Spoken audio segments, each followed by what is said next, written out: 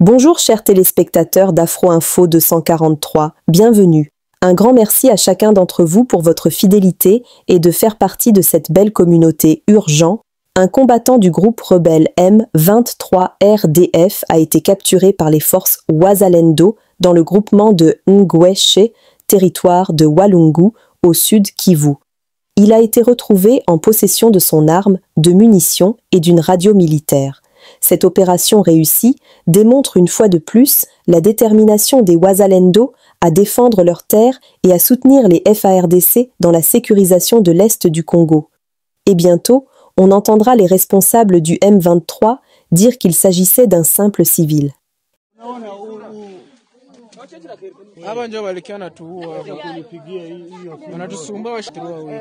Des violents affrontements ont éclaté ce jeudi 13 novembre 2025 entre les rebelles M23 et les forces armées de la République démocratique du Congo FARDC, appuyées par les Wazalendo. Les combats sont signalés dans plusieurs localités du groupement Osso-Banyungu, territoire de Masisi, au nord Kivu. Il y a affrontements depuis ce matin sur les axes Shoamulu-Busorongesha-Burora-Loashi.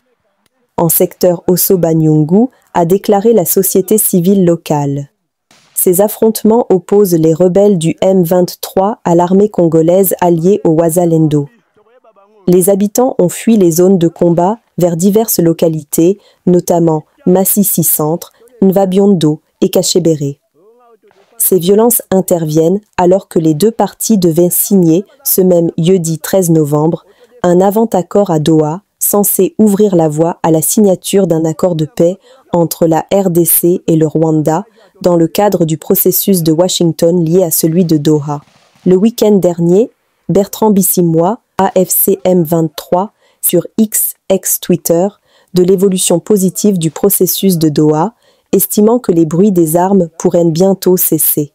Cependant, cet espoir semble s'être volatilisé après la déclaration du ministre congolais de la Communication, Patrick Muyaya, affirmant que le président Félix Tshisekedi ne se rendra pas à Doha tant que les troupes rwandaises n'auront pas quitté l'est du pays. Depuis la résurgence de la rébellion de l'AFC M23, Kigali a toujours nié la présence de ses troupes sur le territoire congolais urgent.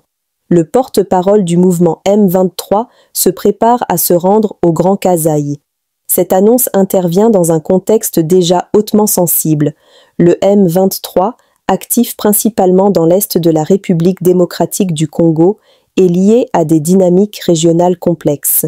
La venue de son porte-parole dans la région du Grand Kasaï pourrait marquer une escalade ou un repositionnement stratégique qui mérite une attention immédiate. Le chef du département de la communication de l'Alliance Fleuve Congo, AFC M23, Laurence Kanyuka, appelle la population du Grand Kasaï à se préparer les mains ouvertes et les cœurs unis, à accueillir le changement que les mouvements s'apprêtent à impulser dans cette région longtemps marginalisée par le régime de Kinshasa.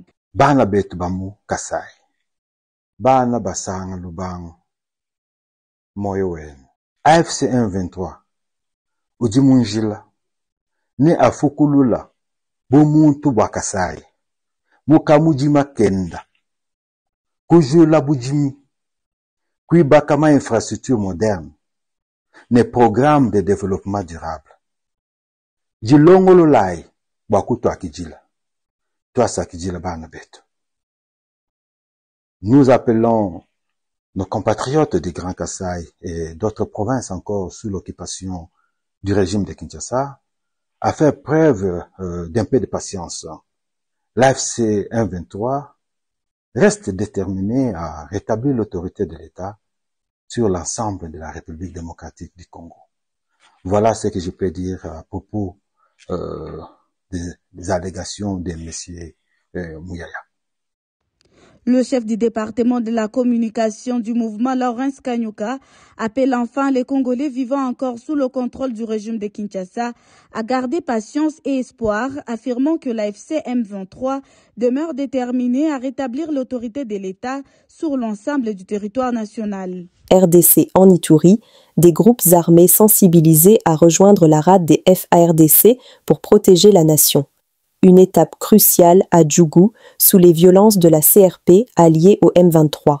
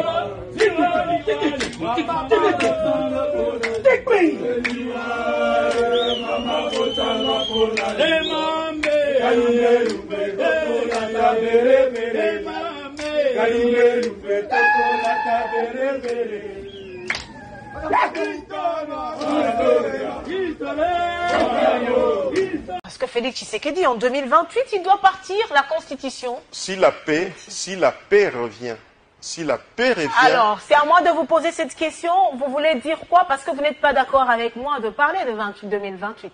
Oui, nous parlerons de 2028 quand la paix sera revenue à l'Est. Non, vous voulez dire quoi? Je veux dire S'il n'y a clairement, pas de paix, il n'y aura tant qu'il n'y a pas de paix, il n'y aura pas élection dans ce Félix pays. va glisser jusqu'à ce qu'il y aura la paix, jusqu'à ce que la paix va revenir sur l'étendue du territoire. Non, dites-le clairement. Félix Tshisekedi va rester au pouvoir. Félix Tshisekedi, mais nous l'avons vécu ici, non, madame?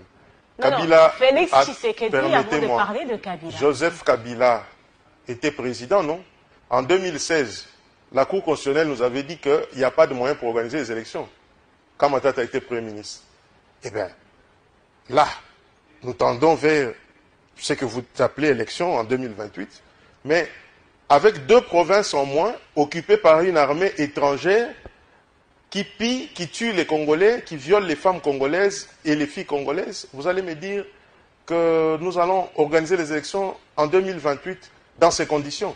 Mais il faut être un naïf pour parler d'élections à ce stade. Si la guerre va jusqu'en 2040, Félix Tshisekedi sera toujours au pouvoir?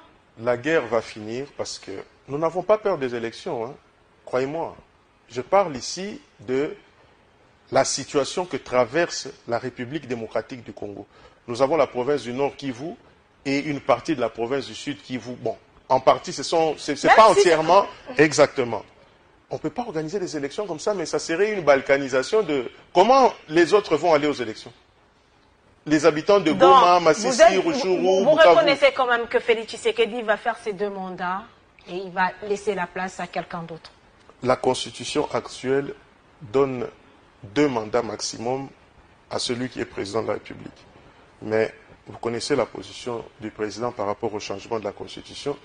Et ma position ici, c'est moi qui dis ce que je pense, qu'il faut changer Eric Ngalula Ilunga, acteur politique en République démocratique du Congo, membre de l'UDPS Tshisekedi, soutient le changement de la Constitution en République démocratique du Congo. Après la guerre?